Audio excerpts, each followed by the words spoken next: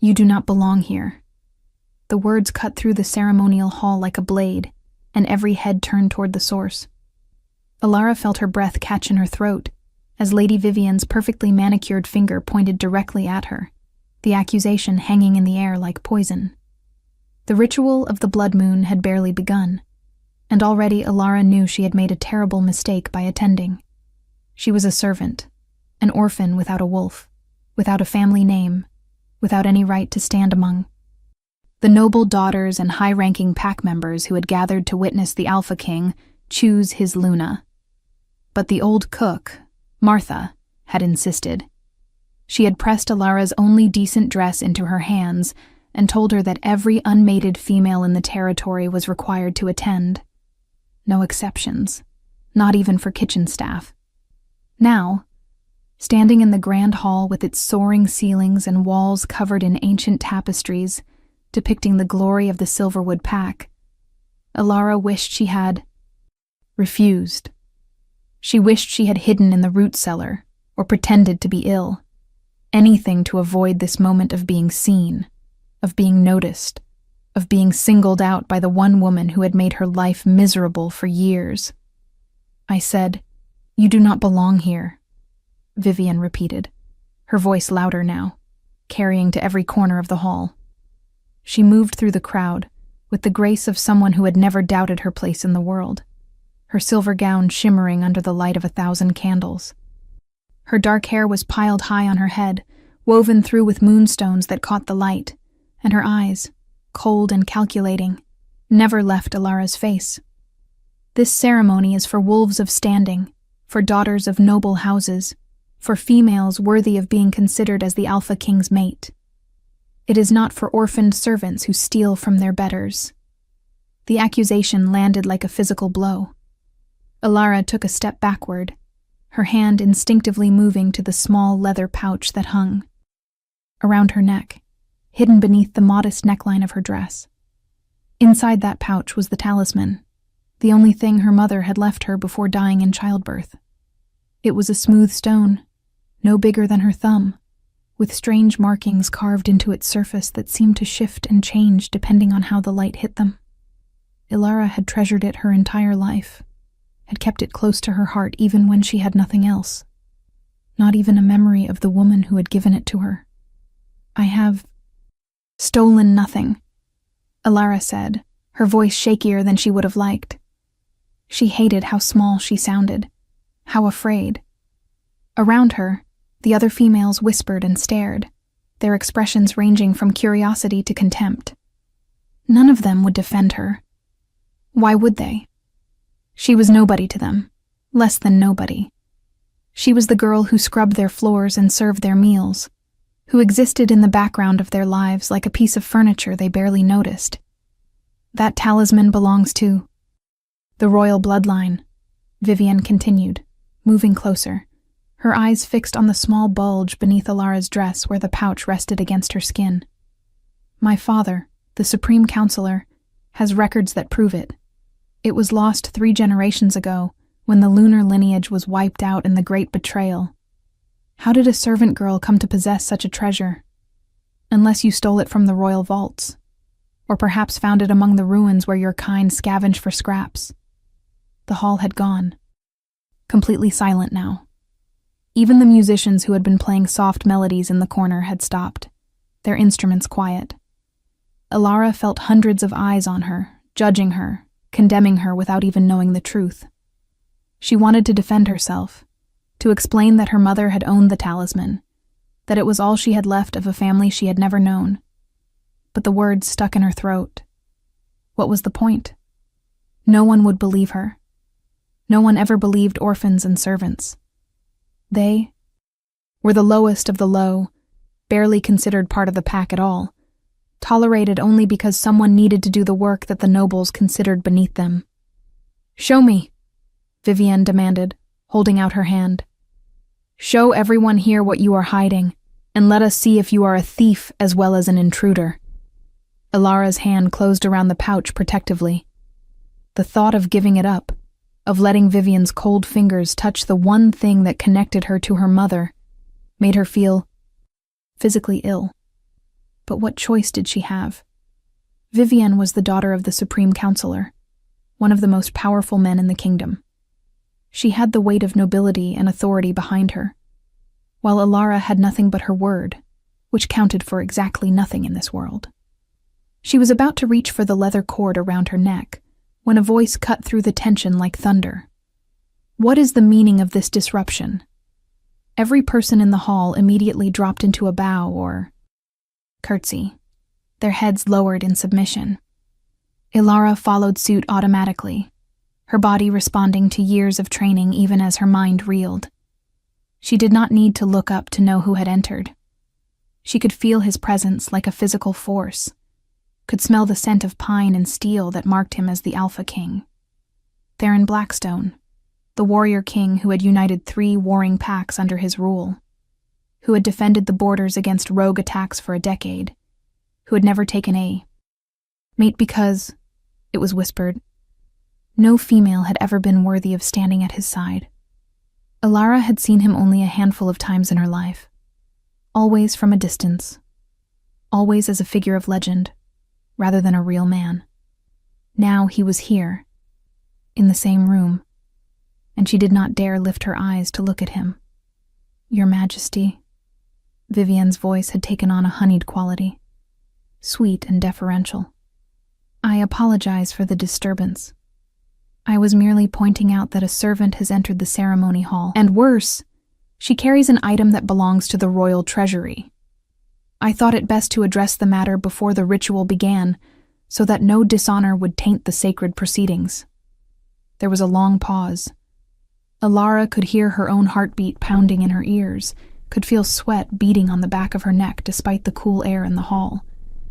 She kept her eyes fixed on the polished marble floor, on her own worn shoes that looked so out of place among the elegant slippers and boots of the other attendees. Rise, the Alpha King commanded, and his voice was not what Alara had expected. It was deep, yes, and carried the unmistakable weight of authority. But there was something else beneath it, something that made her skin prickle with awareness. All of you, rise and let me see what accusation is being made. Alara straightened slowly, her gaze still downcast. She could see him now in her peripheral vision, a tall figure dressed in black leather and silver armor, his dark hair tied, back from a face that was all hard angles and sharp edges. He looked like what he was, a warrior who had seen too much death, who carried the weight of an entire kingdom on his shoulders. His eyes, she noticed, were scanning the crowd, moving from face to face until they landed on her.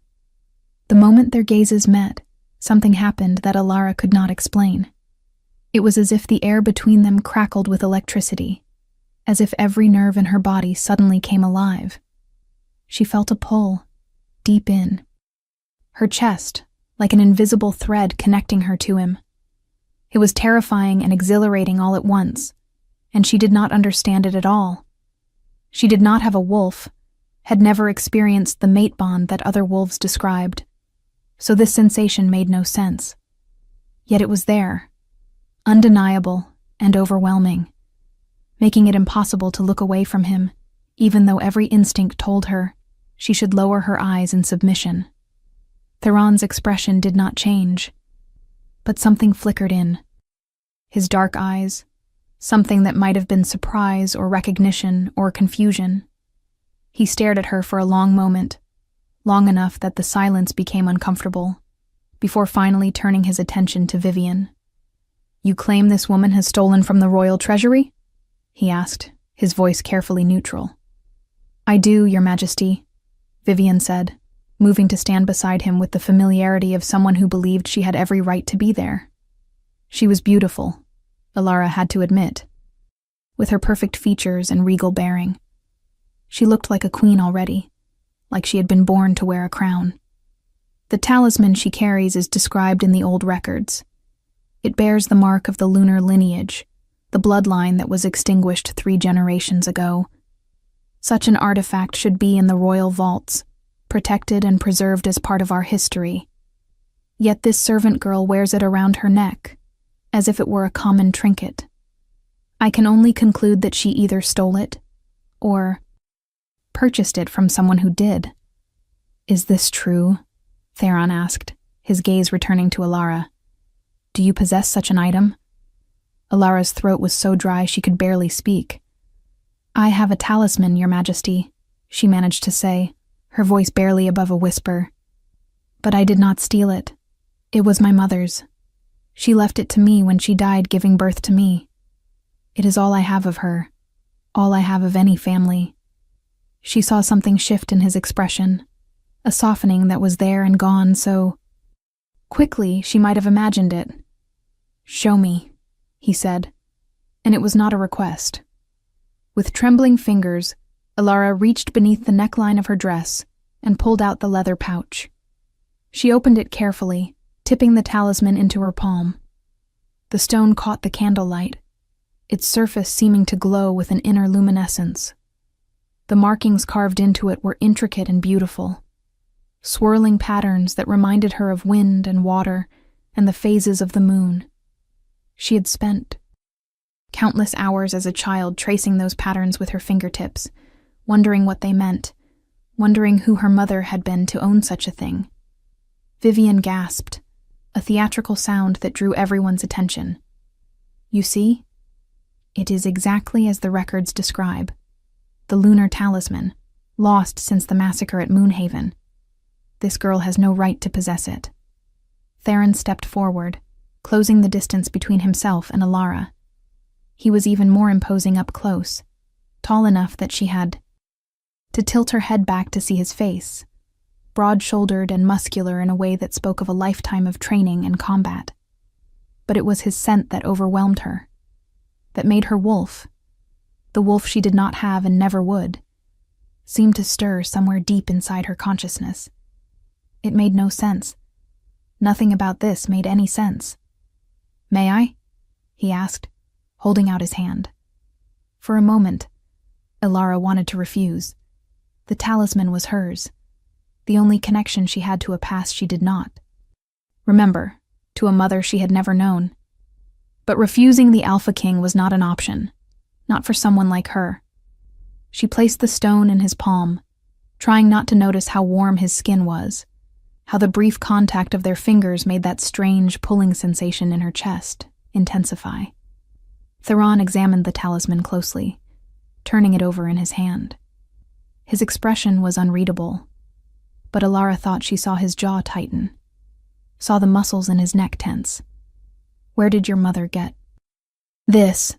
He asked, his eyes still on the stone. I do not know, Your Majesty, Alara admitted. I never knew her. The woman who raised me, Martha in the kitchens, found me as an infant with only this talisman and a name. My mother died shortly after I was born. No one knew who she was or where she came from. Martha took me in out of kindness, gave me work when I was old enough, and never asked questions about the talisman.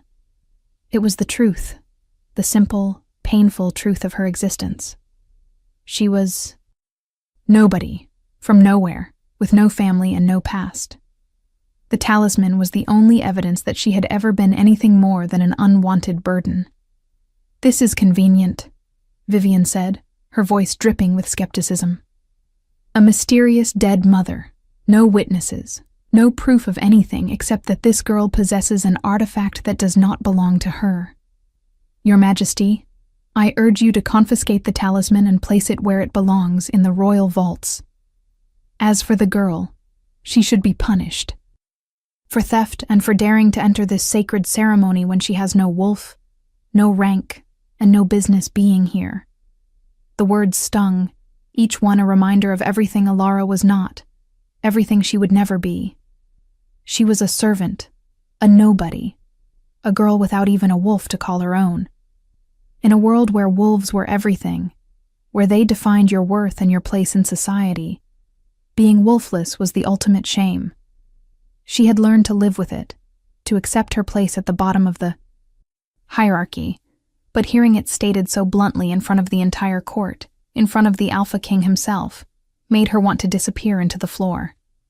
If you are enjoying this story, Do not forget to leave a like and subscribe to the channel for more emotional stories like this one. The Alpha King's hand closed around the talisman, his fingers curling over the stone until it was hidden from view. For a long moment, he said nothing, and the silence in the hall was suffocating. Then slowly, he turned to face Vivian. "The punishment for false accusation is severe, Lady Vivian," he said quietly. "Are you certain you wish to pursue this claim?" Vivian's confidence wavered for just a second before she recovered. "I am certain, Your Majesty. The records are clear. This talisman is royal property, and this girl has no legitimate claim to it." Theron nodded, as if he had expected this answer. Then he turned back to Alara, and what he did next shocked everyone in the hall, including Alara herself. He held out the talisman toward her. "If this is truly yours by right of inheritance," he said, his voice carrying to every corner of the room, "then you will not fear proving it. The sacred flame of the blood moon ritual burns before us. It is said that the fire recognizes truth, that it reveals what is hidden. Place your talisman in the flames. If you are a thief, the stone will be consumed. If you are telling the truth, if this talisman truly belongs to you by blood right, the fire will reveal it." Alara stared at him, her mind racing. He was giving her a choice, but it was not really a choice at all. If she refused, she would be admitting guilt, would be branded a thief, and possibly thrown into the dungeons or worse. If she accepted, she risked losing the only possession she had ever cared about, the only link to her mother. But there was something in his eyes, something that looked almost like belief, like he wanted her to take the chance. She did not understand why. The Alpha King would care whether a servant girl was telling the truth.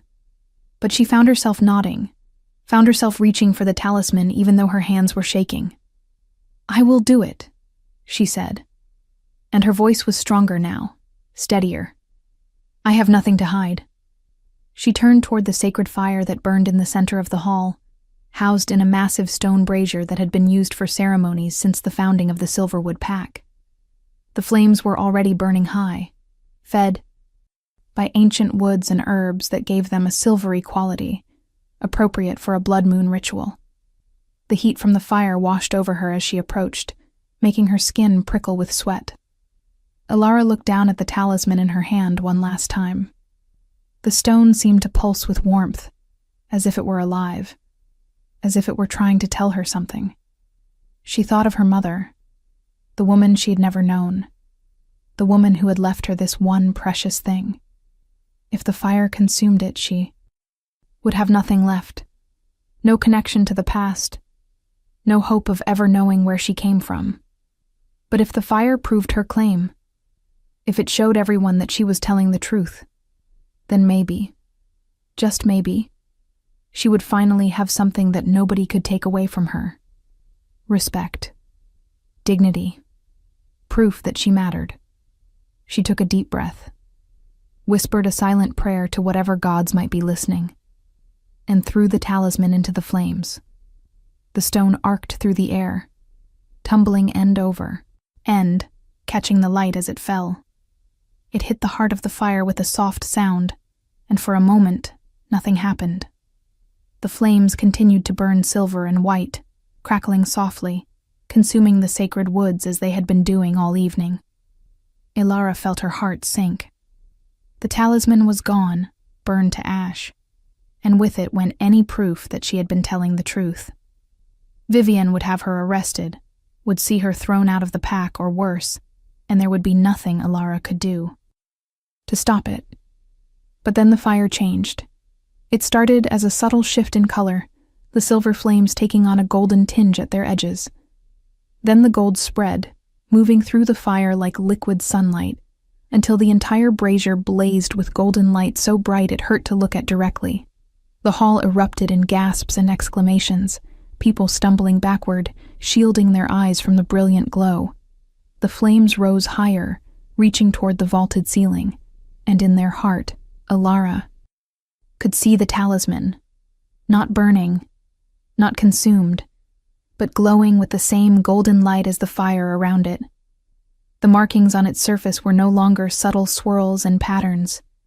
They were blazing with power, clearly visible even from a distance, and they were moving, shifting, rearranging themselves into a symbol that Alara did not recognize, but somehow felt she should know. It was ancient and powerful and beautiful. A crescent moon cradled within a sun, surrounded by stars that seemed to pulse with their own inner light. And then the pain hit.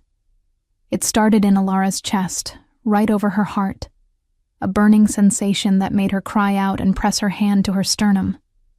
The pain spread outward, racing down her arm, across her shoulder, until it concentrated in one spot on her inner forearm. She looked down and watched in horror and fascination as her skin began to glow with the same golden light as the fire.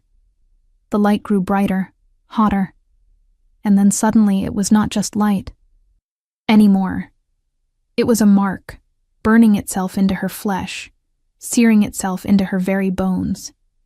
The pain was excruciating, worse than anything she had ever experienced, and she heard herself screaming even as she tried to stay on her feet.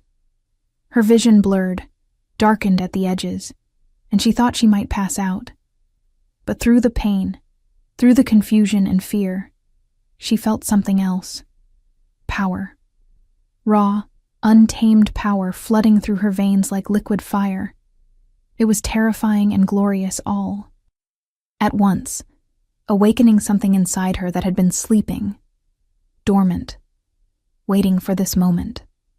When the light finally faded, when the pain receded to a dull throb, Alara looked down at her arm. There, burned into her skin in lines of silver that seemed to shimmer with their own light, was the same symbol she had seen in the flames. The crescent moon within the sun, surrounded by stars. It was beautiful and terrible, a mark that proclaimed something she did not understand, something that made the entire hall fall into a shocked, terrified silence. She looked up, trying to make sense of what had just happened, trying to understand why everyone was staring at her with expressions that ranged from awe to horror. Her gaze found the Alpha King, and what she saw on his face made her breath catch for the second time that evening. He had pulled back the sleeve of his shirt, revealing his own inner forearm, and there, burned into his skin in the exact same lines of shimmering silver, was an identical mark. The same crescent moon within the sun, the same stars, the same ancient symbol of a bloodline that was supposed to be extinct. Theron stared at her, and in his eyes, she saw recognition, shock, and something that might have been fear or desire or both. "The lunar mark," someone whispered, and the words were picked up and repeated throughout the hall, growing louder, more frantic. "The lunar lineage. She bears the mark of the lost bloodline." Vivian's voice cut through the chaos, high and sharp with disbelief. "This is not possible. The lunar lineage was wiped out. There are no heirs. This must be some trick, some deception." But the Alpha King was not listening to her. He was moving toward Alara, closing the distance between them with purposeful strides. When he reached her, he took her arm, his fingers wrapping around her wrist with surprising gentleness. He held their marked arms side by side, comparing them, and Alara could see that the symbols were not just similar. They were identical, perfect mirrors of each other, glowing with the same silvery light. "What do you think will happen next? Leave your predictions in the comments below." "Who was your mother?" Theron asked, his voice rough, strained, as if the words were being torn from him against his will. "What was her name?" Alara shook her head, unable to form words. Her mind was reeling, trying to process what had just happened, trying to understand what this mark meant, why it matched his, why. Everyone was looking at her like she had just transformed into something other than human. "I do not know," she finally managed to say. "Martha never told me. She said my mother died before she could say anything, before she could explain who she was or where she came from." I have been searching for answers my entire life, but there were none to find. Theron's grip on her wrist tightened, not painfully, but firmly, as if he were afraid she might disappear if he let go. The lunar mark only appears on those of pure lunar bloodline, he said, and he was not speaking just to her anymore. He was addressing the entire hall, his voice carrying the weight of authority and finality. It is the mark of true royalty, of the line that ruled before the great betrayal, before the massacre at Moonhaven. It cannot be faked, cannot be forged, cannot be given to someone unworthy. The sacred fire has spoken. This woman is no servant. She is a princess of the lunar lineage, the last of her line, and she bears the mate mark that binds her to me. The words hung in the air like a thunderclap. Mate. The word echoed through Alara's mind, refusing to make sense. She did not have a wolf. She could not have a mate. The mate bond required a wolf to recognize its other half, and she had never shifted, had never felt the presence of a wolf inside her consciousness. It was impossible. Yet the mark on her arm proclaimed otherwise, and the pull she felt toward the Alpha King, the inexplicable attraction and connection that had struck her the moment their eyes met, suddenly made a terrible kind of sense. "No," Vivian said, her voice breaking through Alara's shock. "No, this cannot be. Your Majesty, you cannot possibly accept this. She is nobody, nothing, a servant who has lived her entire life in obscurity. Even if she does carry some trace of the lunar bloodline, she is not fit to be your Luna. She has no training, no education, no understanding of court politics or how to rule. Choosing her would be a disaster for the kingdom." She was saying everything that Alara herself was thinking, all the reasons why this was wrong, why it could not possibly work. But Theron's expression had turned cold, his eyes fixed on Vivian with an intensity that made her step back involuntarily. "Are you questioning the will of the sacred fire?" he asked quietly. "Are you suggesting that I ignore a mate bond ordained by fate itself?" Vivian opened her mouth, closed it, then opened it again. "I am saying that there are considerations beyond fate, Your Majesty. Political considerations. Strategic considerations. The kingdom needs a Luna who can navigate the complexities of court, who has alliances and connections, who can strengthen your position rather than weaken it. This girl, whoever she is, cannot offer any of that." It was a reasonable argument, Alara had to admit. Everything Vivian said was true. Alara had no idea how to be a Luna, how to be anything other than a servant.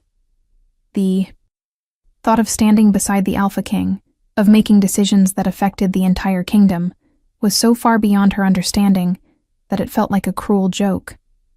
She should speak up, should tell them all that Vivian was right, that this was a mistake. But before she could find her voice, Theron spoke again. "The lunar lineage was the most powerful bloodline in the history of our kind," he said, his words deliberate and measured. "They were not just rulers. They were protectors, warriors, healers. Their blood carried magic that has been lost for 3 generations. Magic that could turn the tide of wars, that could heal wounds no healer could touch, that could forge bonds between packs that nothing else could create. If this woman truly carries that blood, if she is the last heir of that lineage, then she is not weak. She is the most valuable person in this kingdom, more valuable than any political alliance or strategic marriage could ever be." He turned to look at Alara, and the intensity in his gaze made her feel like he could see straight through her, past all her fears and doubts to something deeper, something she did not even know existed. "The mark does not lie," he said softly. "The sacred fire does not make mistakes. You are my mate, and you are a princess of the lunar bloodline. Whether you knew it or not, whether you believe it or not, that is the truth." Alara wanted to argue, wanted to tell him he was wrong. But the mark on her arm was still glowing faintly, still pulsing with warmth, and she could feel something stirring inside her, something that had been dormant her entire life. It was faint, barely a whisper, but it was there. A presence. A consciousness that was not her own but was part of her, intrinsically connected to her. A wolf. Her wolf. The wolf she had never had, never thought she would have. It was waking up, drawn out by the power of the mark, by the recognition of its mate, by the truth of her bloodline finally being revealed. Ethion. Sensation was overwhelming, disorienting, like suddenly discovering she had an entire sense she had been missing her whole life. She gasped, stumbling backward, and Theron caught her, his hands steady on her shoulders. "Breathe," he commanded, his voice cutting through her panic. "Your wolf is waking. It will be disorienting at first, but you need to breathe through it. Do not fight it." Alara tried to follow his instructions, tried to slow her racing heart and calm her spinning thoughts. The presence of her wolf grew stronger, more defined, and with it came a flood of sensations. She could smell things she had never noticed before, could hear the whispered conversations happening at the far edges of the hall, could feel the heartbeats of everyone around her like drums pounding in her ears. It was too much, too fast, and she did not know how to process it all. "She needs time," Theron said, addressing someone behind him. "The awakening is always difficult, but for someone who has lived this long without their wolf, it will be especially hard. She needs to be taken somewhere quiet, somewhere safe, where she can adjust without an audience." Alara felt herself being lifted, felt strong arms cradling her against a broad chest. The scent of pine and steel surrounded her, anchoring her, giving her something to focus on besides the overwhelming chaos of new sensations. She looked up and found herself staring into Theron's eyes, dark and intense, and filled with something she could not quite name. Concern? Possessiveness? Whatever it was, it made her feel safer than she had any right to feel, given everything that was happening. "I have you," he said quietly, for her ears alone. "I will not let anything happen to you. You are mine to protect now, whether you accept it or not." The words should have sounded arrogant, presumptuous even, but coming from him, spoken in that low, intense tone, they sounded like a vow, like a promise that he intended to keep no matter what. Obstacles stood in his way. Alara wanted to protest, wanted to insist that she did not need protection, but the truth was she had never needed it more. Everything she thought she knew about herself, about her place in the world, had just been shattered. She was not a nobody. She was not just a servant. She was a princess, a mate, someone with a destiny that terrified her, even as it called to something deep inside her soul. As Theron carried her from the hall, Alara caught one last glimpse of Vivian's face. The other woman's expression was twisted with rage and hatred, her carefully maintained composure completely shattered. Their eyes met for a brief moment, and Alara saw a promise there, a silent vow that this was not over, that Vivian would not give up her claim to the throne without a fight. It should have frightened her. Perhaps it should have made her want to run, to give up this impossible destiny and return to the safety of anonymity. But as her newly awakened wolf stirred inside her consciousness, as she felt the mate bond humming between herself and the Alpha King, Alara realized something surprising. She did not want to run. For the first time in her life, she wanted to fight. She wanted to claim what was hers, to step into the destiny that had been waiting for her all along. She was done being invisible, done being dismissed and overlooked. The fire had revealed the truth, and there was no going back from it now. Theron carried her through corridors. She had walked 1,000 times as a servant, but had never truly seen. Everything looked different now, felt different, as if she were viewing the world through new eyes. Perhaps she was. Her wolf was showing her things she had never noticed before, subtle details and hidden patterns that had always been there, but that she had lacked the senses to perceive. She could smell the fear and anxiety emanating from the guards they passed, could hear their hearts racing as they bowed to their alpha king, and tried not to stare at the woman in his arms. They all knew what had happened. News would be spreading through the pack like wildfire, and by morning, everyone would know that the orphan servant girl was actually a princess, that she bore the mate mark of the Alpha King, that the lunar lineage was not extinct after all. Theron pushed open a heavy wooden door with his shoulder and carried her into what was clearly his personal chambers. The room was large but surprisingly sparse, decorated, more for function than comfort. There was a massive bed against one wall, a desk covered in maps and documents, weapons mounted on the walls, and a fireplace that was currently dark and cold. He set her down gently on the bed, then stepped back, putting distance between them as if he did not quite trust himself to stay close. "How do you feel?" he asked, his eyes scanning her face with an intensity that made her nervous. "Overwhelmed," Alara admitted. There seemed to be no point in lying. Not when everything about her life had just changed irrevocably. "Confused, terrified. I do not understand what is happening to me, what any of this means." Theron nodded, as if he had expected this answer. "Your wolf was suppressed," he said, moving to pour water from a pitcher into a glass. He brought it to her, waiting until she took it before continuing. "Deliberately, I would guess, though I do not know how or why. The lunar bloodline is powerful, but with that power comes danger. Someone wanted to keep you hidden, wanted to make sure you never awaken to your true nature. The talisman must have been part of that suppression, a seal of some kind that kept your wolf dormant while also preserving your heritage." Alara sipped the water, her mind trying to process his words. "My mother," she said slowly. "You think she suppressed my wolf deliberately? Why would she do that?" "To protect you," Theron said simply. "The lunar lineage was hunted to extinction after the Great Betrayal. Someone within the royal court orchestrated the massacre at Moonhaven, killed every member of the bloodline they could find. Your mother must have survived, must have gone into hiding while she was pregnant with you. She would have known that if your true nature was discovered, you would be hunted and killed. So she suppressed your wolf, gave you the talisman as a key to unlock your heritage when the time was right, and then died, taking her secrets with her." It made a terrible kind of sense.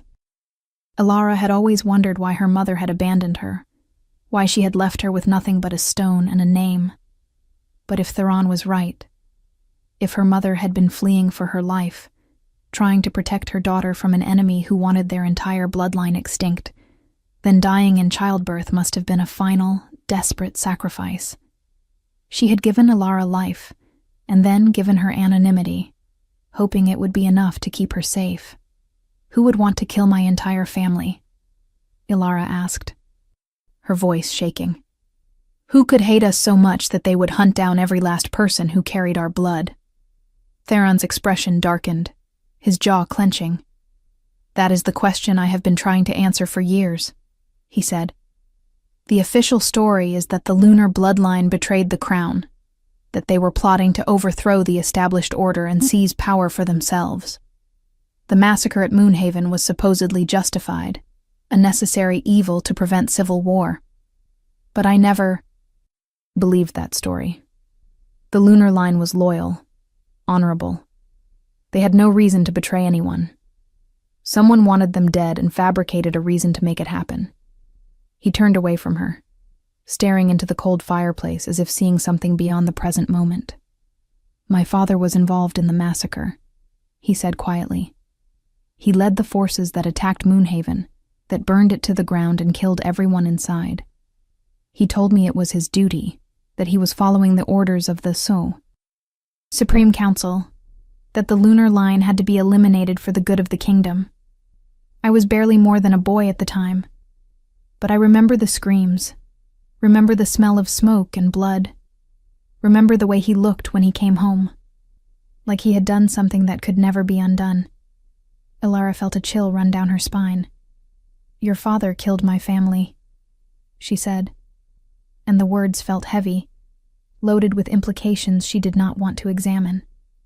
"Does that mean you are my enemy too?" Theron turned back to face her, and the intensity in his eyes was almost painful to witness. "I am your mate," he said flatly. "The mate bond does not care about politics or history or the sins of our fathers. It exists, whether we want it to or not, whether it is convenient or not. I cannot change what my father did, cannot undo the massacre or bring your family back. But I can promise you this. I will find out who orchestrated the betrayal, who ordered the deaths of innocents, and I will make them pay for what they did. And I will protect you with my life, because you are mine, and I do not fail to protect what is mine." The possessiveness in his tone should have bothered her. She barely knew this man, barely understood what being mates meant. But her newly awakened wolf responded to his words, rising up inside her consciousness with a fierce approval. "Mate," it whispered, the word carrying layers of meaning and instinct that Ilara did not fully comprehend. "Strong. Protective. Ours. If you want to see how this story ends, make sure you are subscribed with notifications on." The moment was broken by a sharp knock on the door. Theron's expression shifted instantly, his body tensing, moving between Ilara and the door with the unconscious instinct of a warrior. "What is it?" he called out, his voice hard. "Your Majesty, the Supreme Counselor requests an immediate audience," a voice answered from the other side of the door. "He says it is a matter of utmost urgency regarding the events in the ceremonial hall." Theron's eyes met Ilara's, and she saw the conflict there. He did not want to leave her, did not want to let her out of his sight, but duty was calling. "Tell him I will meet him in the council chambers in 10 minutes, he said finally. "Post guards outside this door. No one enters except me or the royal physician. No one. Is that understood?" There was a chorus of affirmatives from the hallway.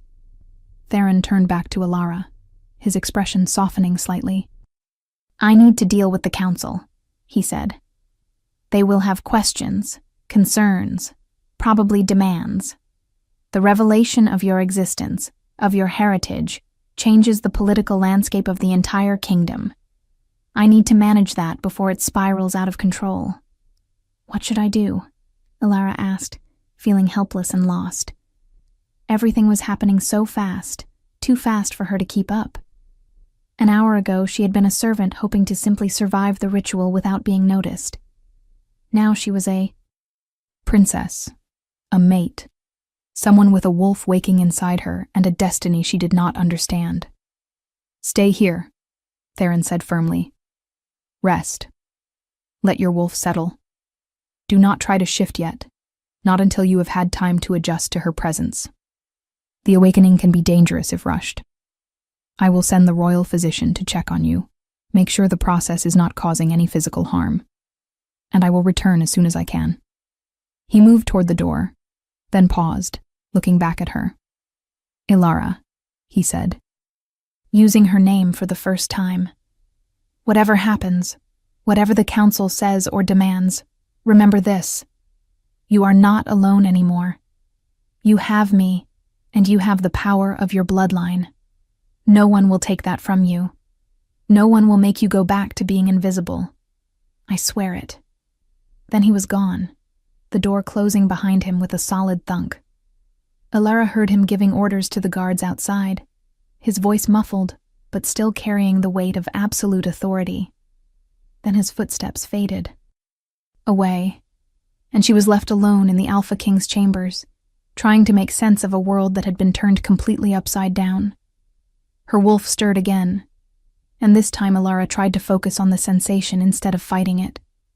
The presence felt foreign, but also strangely familiar, as if it had always been there, waiting patiently for the moment it could finally emerge. She closed her eyes and tried to reach out to it mentally, the way she had heard other wolves describe communicating with their inner beasts. At first, There was nothing but confusion, a jumble of sensations and instincts that she could not sort through. But gradually, slowly, she began to sense her wolf as a distinct entity, separate from her human consciousness, but intimately connected to it. The wolf was curious, wary, and underneath it all, furious. It had been trapped, suppressed, forced into silence for so long that awakening was both relief and rage. It wanted to run, to hunt, to claim the mate it could. Smell on every surface of this room. It wanted freedom after a lifetime of imprisonment, and it did not care about human concerns like politics or propriety, or the fact that Alara had no idea how to be anything other than a servant. Alara tried to soothe it, tried to convey that they needed to be careful, that rushing things would only cause problems. The wolf subsided reluctantly, not entirely convinced but willing to wait for now. The exchange left Alara exhausted, drained in a way that had nothing to do with physical exertion. She lay back on the bed, staring up at the ceiling, and tried to process everything that had happened. She was a princess. She had a mate. She had a wolf. The words did not feel real, did not connect to anything in her experience. For 22 years, she had been nobody, nothing, barely worth noticing. How was she supposed to become someone important, someone with power and responsibility, when she had spent her entire life learning to be invisible? A soft knock at the door made her sit up quickly. "Who is it?" she called out, her voice steadier than she felt. "Royal Physician Aldrich, Your Highness," a male voice answered. "The Alpha King sent me to examine you and ensure your awakening is proceeding safely." Your Highness. The title sounded absurd applied to her, like a joke someone was playing. But Alara supposed she would need to get used to it. She was not a servant anymore, not a nobody. She was a princess, whether she felt like one or not. "Come in," she said, sitting up straighter, trying to look more composed than she felt. The door opened to reveal an elderly man with silver hair and kind eyes. He wore the robes of a healer, dark green embroidered with silver thread, and carried a leather bag that presumably held his tools and medicines. He bowed slightly when he saw her, a gesture of respect that made Alara deeply uncomfortable. "Your Highness," he said formally, "I am honored to serve you. May I approach?" Alara nodded, not trusting her voice. The physician moved closer, setting his bag down on a small table beside the bed. "The Alpha King informed me that your wolf has awakened after a lifetime of suppression," he said, his tone professional but not unkind. "This is an unusual situation, one I have never personally encountered, but the medical texts describe similar cases. The process can be dangerous if not properly managed. I need to examine you, check your vital signs, and assess whether your body is handling the transition safely. May I have your permission to proceed?" "Yes," Alara said quietly. "Please." The physician's examination was thorough, but gentle. He checked her pulse, listened to her heart and lungs, looked into her eyes with a small light, and asked her a series of questions about how she felt, what sensations she was experiencing, whether she was in pain. Alara answered as honestly as she could, describing the overwhelming flood of new senses, the presence of her wolf, the exhaustion that seemed to permeate her bones. When he asked to see the mate mark, she hesitated before rolling up her sleeve and showing him her inner forearm. The symbol was still there, still glowing faintly with silver light. The physician stared at it for a long moment, his expression unreadable. "Remarkable," he finally said softly. "I have only seen illustrations of the lunar mark in ancient texts. To witness it in person is truly extraordinary. Does it cause you pain?" Alara shook her head. "It burns sometimes, like a brand that has not quite healed, but it is not unbearable. Mostly it just feels warm, like there is heat radiating from beneath my skin. That is normal for a newly manifested mate mark," the physician assured her. It will settle over time, become less noticeable. The glow will fade, though the mark itself is permanent. It is a bond that cannot be broken, not by time or distance or even death. You and the Alpha King are connected now on a level that transcends the physical. You will be able to sense his emotions, his location, his well-being, and he will sense yours. Some mates develop the ability to communicate mentally, though that typically requires years of bonding and practice. The implications of that made Alara's head spin. She barely knew Theron, barely understood what being his mate meant, and now she was being told they would be connected forever, their very souls entwined. It was overwhelming, terrifying, and also strangely comforting. She had been alone her entire life, had never had anyone who truly belonged to her. Now she had a mate, someone who was bound to her by forces beyond human control, someone who had promised to protect her no matter what. It should not have mattered. She should have been angry about having her choices taken away, about being thrust into a relationship she had not chosen. But her wolf was content, happy even, purring with satisfaction at the thought of the mate waiting somewhere in the castle, and Alara found that contentment bleeding into her own emotions, making it hard to maintain her human reservations. "Your vital signs are stable," the physician said, packing up his instruments. "Your body is handling the awakening well, better than I might have expected given the circumstances. However, you need rest. The next few days will be difficult as your wolf settles and your body adjusts to the changes. You may experience mood swings, heightened emotions, increased appetite, and periods of exhaustion. All of this is normal. I will leave some herbs that will help with the transition, ease the discomfort, and help you sleep." He prepared a small packet of dried leaves and flowers, mixing them with practiced efficiency. "Brew this in hot water and drink it before you sleep.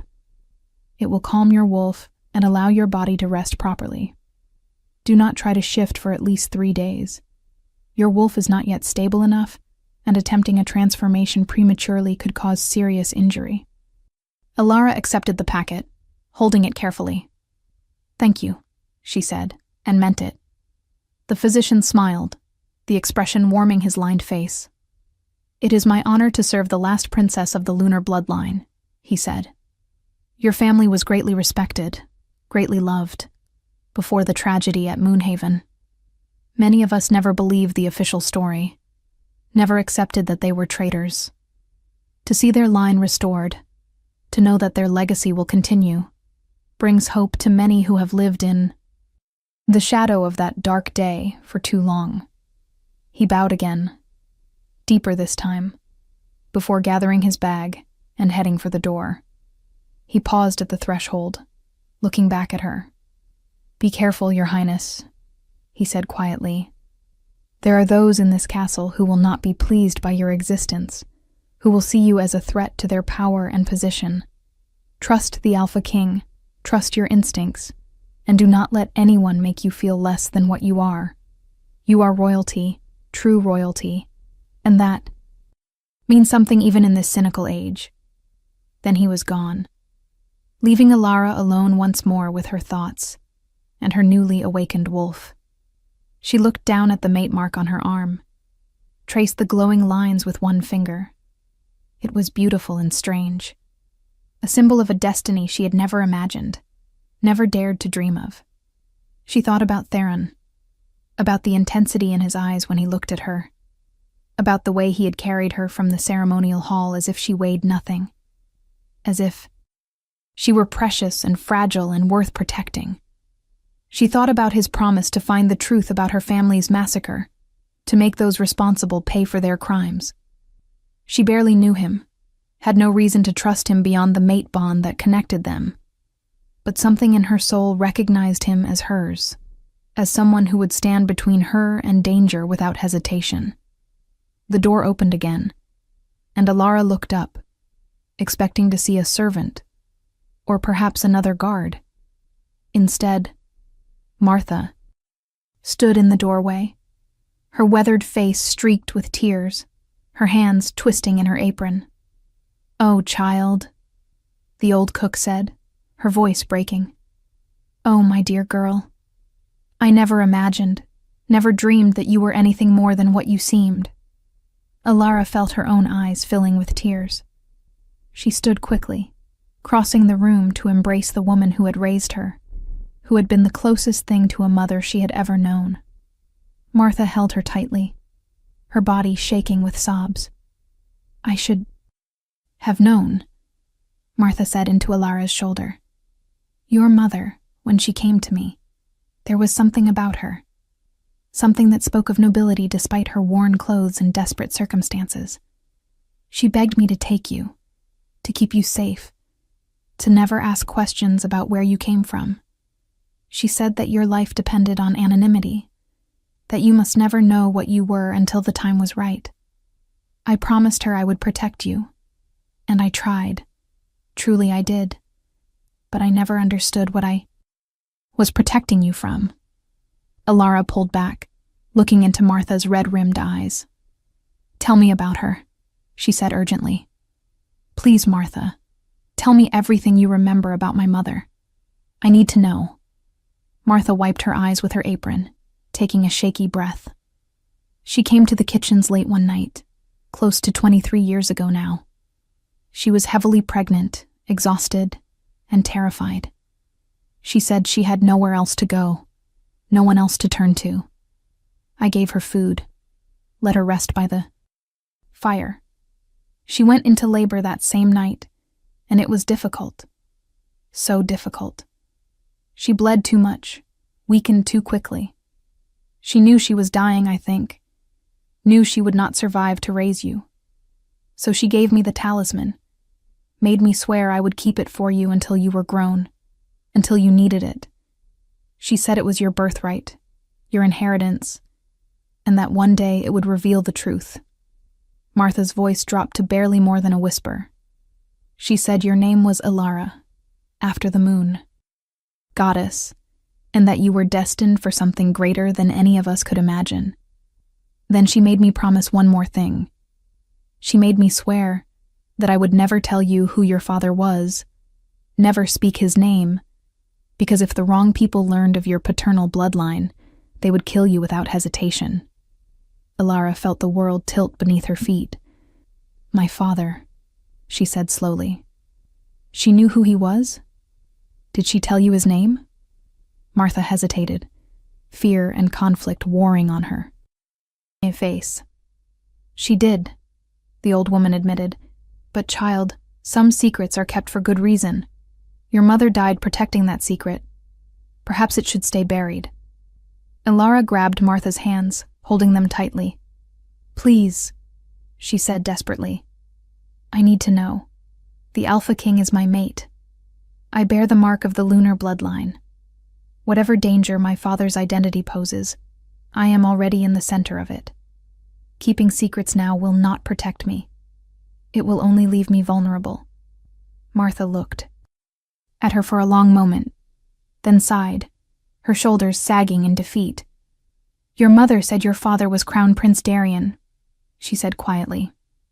"The Alpha King's older brother, who died in the massacre at Moonhaven." The revelation hit Alara like a physical blow. She staggered backward, her mind refusing to process what she had just heard. Theron's brother. Her mate's brother was her father. That meant Theron's father, the man who had led the forces that destroyed Moonhaven, had killed his own son, had killed his own grandchild's mother and tried to kill Alara herself. The implications were staggering, horrifying. "Prince Darien was at Moonhaven?" Alara asked, her voice hollow. "I thought he died in battle, in the war against the rogues." Martha shook her head slowly. "That was the official story, but it was a lie. Darien was in love with a woman of the lunar bloodline, a princess named Selene. He defied his father, defied the council, and went to Moonhaven to be with her. He was there when the attack came, died trying to protect her and their unborn child. But Selene escaped, fled into the wilderness, pregnant and alone. She survived long enough to give birth to you, long enough to ensure you had a chance at life. before her injuries and exhaustion claimed her. Alara sank down onto the bed, her legs unable to support her weight. Everything made a terrible kind of sense now. The suppression of her wolf, the desperate need for secrecy, the reason her mother had died, protecting her identity. She was not just a princess of the lunar bloodline. She was also a princess of the ruling bloodline, the daughter of the crown prince and heir to 2 royal houses.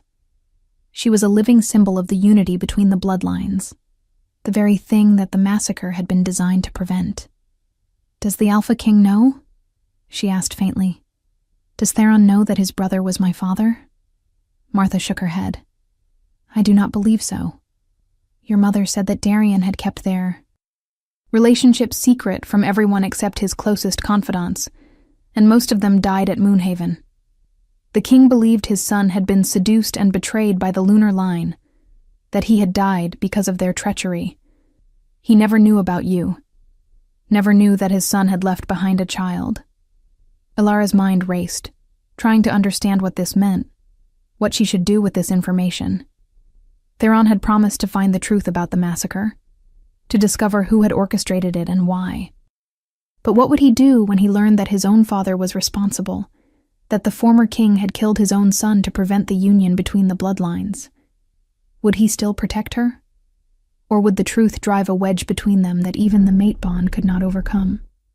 Before she could voice any of these questions, the door burst open with enough force to make both women jump. Theron stood in the doorway, his expression thunderous, his body radiating barely contained rage. Behind him, she could hear shouting, the sounds of a confrontation that had clearly not ended well. "We are leaving," he said flatly, his eyes finding Alara immediately. "Now, gather whatever you need. We have minutes at most." Alara stood quickly, her heart racing. "What happened? What is wrong?" Theron's jaw clenched, a muscle ticking in his cheek. "The Supreme Counselor has demanded your immediate arrest on charges of witchcraft and deception. He claims you used dark magic to fake the lunar mark, that you are a fraud attempting to manipulate me for personal gain. Half the council supports him, and they have already sent guards to detain you. The other half is arguing for a trial, but trials can be rigged, evidence can be manufactured. I will not risk your life on the integrity of a political process that has already failed once to protect your bloodline." "Where will we go?" Alara asked, trying to keep her voice steady, even as panic threatened to overwhelm her. "The Northern Territory," Theron said. "It is controlled by my most loyal pack, people I trust with my life. We will be safe there while I consolidate power and deal with the traitors on the council. But we need to leave now, before they can organize a pursuit." He looked at Martha, and his expression softened slightly. "You have been good to her," he said. "For that, you have my gratitude and my protection. Go back to the kitchens. Act as if you know nothing. Do not let anyone know that you told her about her parents. If they suspect you have information, they will use you to get to her." Martha nodded, squeezing Alara's hand one last time. "Be safe, child," she whispered. "Be strong. You are more than they think, more than even you know. Your mother and father gave their lives for love and for you. Do not let their sacrifice be in vain." Then she was gone, hurrying out of the room before anyone could stop her. Theron moved to Alara's side, his hand finding hers, his fingers intertwining with hers in a gesture that felt both natural and startling.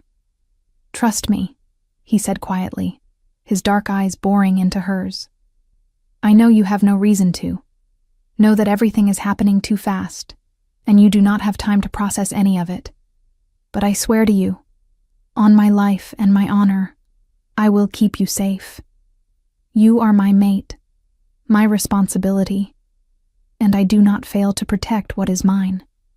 Alara looked at him, at this man who was a stranger and yet connected to her on a level she barely understood, and made a decision. She could stay, could try to face the council, could attempt to prove her legitimacy through political maneuvering and legal processes. But Martha's warning echoed in her mind. There were people in this castle who wanted her dead, who would not rest until the lunar bloodline was truly extinct. Staying meant putting her trust in systems that had already failed her family once. Going with Theron meant putting her trust in him, in the mate bond, in the promise he had made. It was not really a choice at all. "I trust you," she said, and was surprised to find that she meant it. Something flickered in his eyes, something that might have been relief or gratitude or simply satisfaction. He nodded once, then led her toward the door, toward whatever future awaited them beyond the walls of the castle. As they moved through the corridors, Alara could hear the sounds of pursuit growing closer. Guards shouting orders, feet pounding on stone. But Theron seemed to know every secret. Passage, every hidden route through the castle. He guided her with the confidence of someone who had spent his entire life learning these halls, preparing for the day when he might need to move unseen. They emerged into the night air through a small door hidden behind a tapestry in the lower levels of the castle. The moon was high and full, bathing everything in silver light, appropriate for someone of the lunar bloodline. Theron led her to where 2 horses waited, already saddled, already prepared for a swift departure. He had planned for this, Alara realized. Had anticipated that the council might move against her, had prepared an escape route just in case. It spoke to his tactical mind, his ability to think several steps ahead, and also to his determination to protect her no matter what obstacles arose. He lifted her onto one of the horses with effortless strength, then mounted the other with practiced ease. "Stay close to me," he commanded. "Do not fall behind, no matter what happens. We ride hard and fast until we reach the northern border. Once we cross into my territory, you will be under the protection of my personal guard, and no council decree will be able to touch you." Alara nodded, gripping the reins tightly. She had ridden horses before. Part of her duties had involved taking messages to the outlying farms, but never like this. Never at speed through the darkness with pursuit behind them. Theron kicked his horse into motion, and Alara's mount followed. Automatically, trained to stay close to the lead stallion. They galloped through the night, leaving the castle and its treachery behind them. As they rode, Alara felt her wolf rise up inside her, responding to the freedom, to the speed, to the thrill of the chase. It wanted to shift, wanted to run on 4 legs instead of being confined to horseback. But Alara remembered the physician's warning. She was not ready for a full transformation, not yet. She needed time to adjust, to learn control, to understand what it meant to have a wolf inside her consciousness. So she held on, focused on staying in the saddle, on keeping pace with Theron, on trusting that he would lead them to safety. Behind them, the sounds of pursuit gradually faded as the distance grew. Theron's plan was working. They were escaping, leaving behind the council's plots and Vivian's ambitions and the dangerous politics of the royal court. But even as relief began to seep into Alara's awareness, she knew this was far from over. The revelation of her heritage had set events in motion that could not be stopped, had made her a target for forces she did not yet understand. The mate bond connected her to Theron, but it also connected her to his responsibilities, his enemies, his complicated history. She was no longer just Alara the servant, invisible and unimportant. She was Princess Alara of the lunar bloodline, mate to the Alpha King. And whether she was ready or not, she would have to learn to navigate a world of power and danger that she had never been prepared for. The moon continued to shine overhead, constant and eternal, a reminder of the bloodline she carried, the destiny she had been born to fulfill. And as they rode through the night toward an uncertain future, Alara felt something shift inside her, a resolve hardening into determination. She had spent her entire life being powerless, being overlooked, being told she was nothing. But the fire had revealed the truth, and the mark on her arm, proclaimed it to anyone who could see. She was not nothing. She was a princess, a wolf, a force that those who had tried to destroy her family had failed to eliminate. And with the Alpha King at her side, and her wolf waking inside her soul, she would not be powerless anymore. She would fight for her place, for her heritage, for the future that had been stolen from her family.